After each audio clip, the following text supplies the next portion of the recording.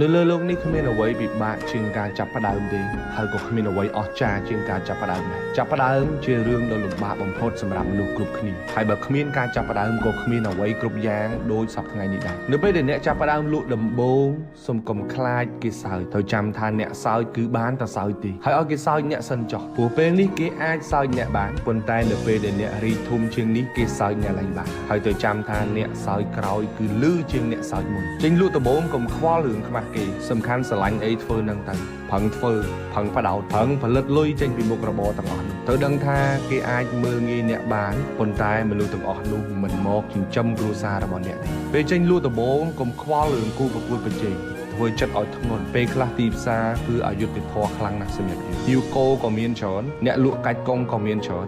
តែត្រូវធ្វើខ្លួនឲ្យមានតម្លៃបំផុតសម្រាប់ភ្ញៀវរបស់អ្នក